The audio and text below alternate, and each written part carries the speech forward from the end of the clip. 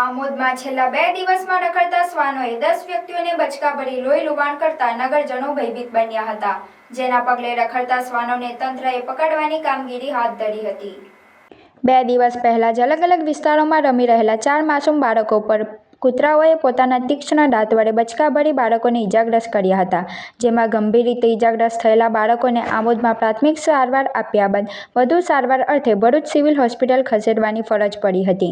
જ્યારે આજ રોજ સવારમાં છેલ્લા 1 કલાકમાં 7 વ્યક્તિઓને રખડતા કૂતરાઓએ પોતાના તીક્ષ્ણ દાંત ઘુસાડી દેતા ઇજાગ્રસ્તોએ આમોદ સામૂહિક આરોગ્ય કેન્દ્ર ખાતે 2 ઇન્જેક્શન લેવાની ફરજ પડી હતી, જેથી કૂતરાના ત્રાસને લઈને વાલીઓ અને નગરજનો ભયભીત બન્યા હતા।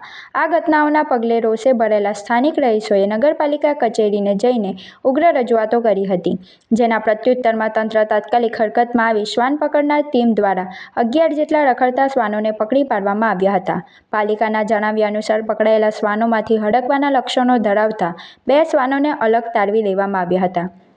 મુખ્ય અધિકારીએ સ્પષ્ટ ચેતવણી આપી છે કે દરબાર રોડ સહિતના વિસ્તારોમાં જાહેરમાં શ્વાનોને ખવડાવતા લોકો સામે હવે દંડાત્મક કાર્યવાહી કરવામાં આવશે। જો કે તંત્ર દ્વારા હેલ્પલાઇન નંબરો જાહેર કરવા અને શ્વાન પકડવાની કામગીરી શરૂ કરવા છતાં નગરજનોને રખડતા કૂતરાઓથી ડર ઓછો થયો નથી, ત્યારે નગરજનોમાં માંગ ઉઠી છે કે રખડતા શ્વાનોને પકડી તેમનું રસીકરણ કરવામાં આવે। આજે આમોદ બજારમાં ખરીદી કરવાની હોય હું આવેલો બજારમાં, ત્યાં ચામડિયા હાઈસ્કૂલની આગળના ગેટ પાસે મેઇન બજારના રોડ પર ઊભેલો હતો।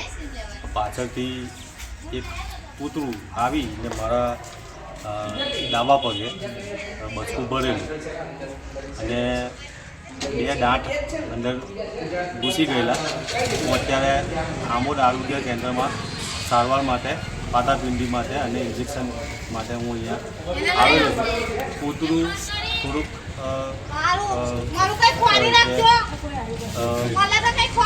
હરખાયેલું જેવું લાગે છે, તો મારી સરકારને અથવા તો નગરપાલિકાને મારી નમ્ર અરજ છે, વિનંતી છે કે આવા પ્રાણીઓ જે માનવજાત માટે હાનિકારક હોય એમને જરા પકડીને પાંજરે પૂરવા અથવા એનો કોઈ નિકાલ કરવો એ મારી અરજ છે। બીજા કેટલા લોકોને કરેલા છે? બીજા મારી સાથે બીજા 5 જણાને આજે એ જ સમયે એક જ કૂતરું એ જ કરેલું છે અને આ બીજા એક છઠ્ઠા ભાઈ હમણાં એન્ટર થયા છે, એમને પણ લગભગ મારી સાથે બીજા 6 જણ છે।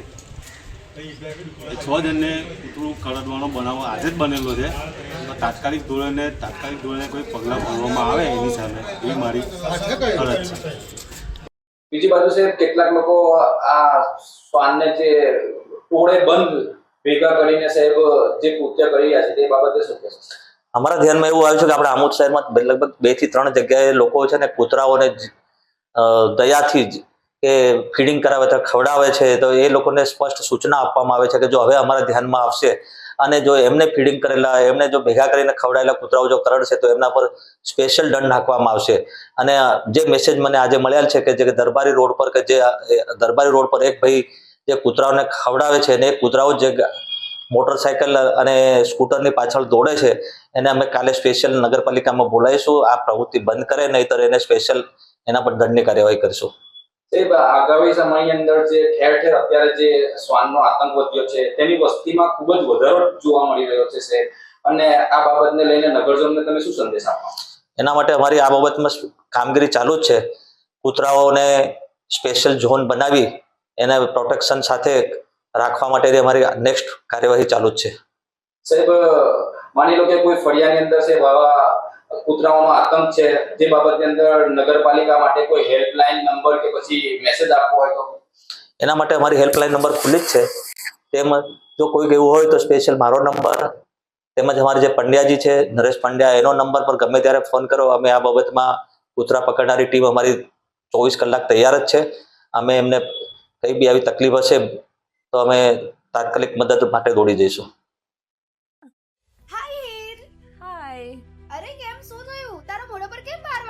અરે જવા દે ને, કેટલી મહેનત કરીને મમ્મી માટે ડિનર સેટ લાવી અને મમ્મી કહે કે નકરું પ્લાસ્ટિક લઈને આવી છે, હવે એક્સચેન્જ કરાવીને સ્ટીલનું ડિનર સેટ લાવવા કહે છે। હા તો એમાં શું થયું, સ્ટીલનું લઈ આવો। અરે જવા દે ને, ક્યાંથી સ્ટીલનું લાવું? આજકાલ સ્ટીલના વાસણો ક્યાં સારા મળે છે, કાં તો એ કટાઈ જાય, ફાટી જાય કે છેલ્લે કઈ નહીં તો વળી જાય।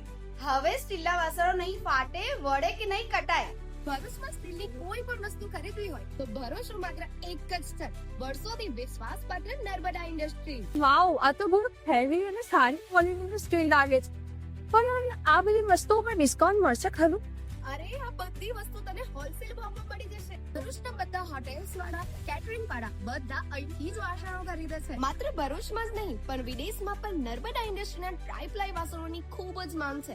એટલે જ વિદેશમાં રહેતા લોકો વાસણો ખરીદવા માટે નર્મદા ઇન્ડસ્ટ્રીને જ પસંદ કરે છે. તો અમે તમારી શોપિંગ કરી લીધી છે. તમે ક્યારે આવી રહ્યા છો? Narmada industry phase 1 GITC near Narmada Nagar, Bharuch. For more information call on the given number.